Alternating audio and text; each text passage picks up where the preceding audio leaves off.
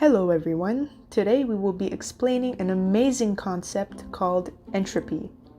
So, what is entropy? A simple definition of entropy is that it is the measurement of disorder or randomness in a system. To grasp this definition, let us first start with a physical example of randomness. So a little recap of high school physics shows us that in the solid state, atoms are usually close together and fixed into place, so they don't move. In a liquid state, atoms are still close together, but they move more freely. And finally, in a gaseous state, atoms basically move everywhere and anywhere very quickly. As we can see here, in the solid state, atoms are very well arranged, which just goes to show that there is less disorder, less randomness.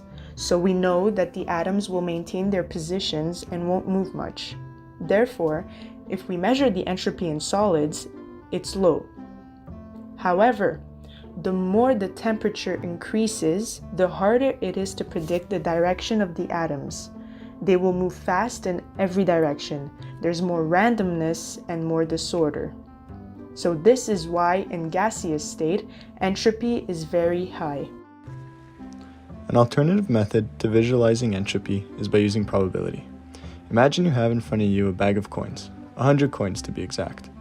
You now shake the bag vigorously and drop all the coins to the floor. I bet you'd be very surprised if all the coins landed face up.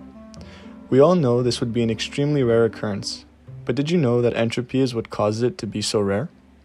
As we said earlier, entropy can be described as the universe trending towards disorder. But what even is disorder? Well, if all the coins were to land face up, there would only be one possible way that could happen. Now let's say instead of all of heads, one coin falls face down. There'd be 100 different ways this could happen, which coincidentally makes it 100 times more likely. Let's keep going. Imagine now that 2 coins fall face down. Keep in mind it can be any 2 coins, the first and second and last, third and fourth, you get the point. There are 4,950 different ways this could happen. Continuing further, we can calculate that there are 161,700 ways 3 coins could land face down.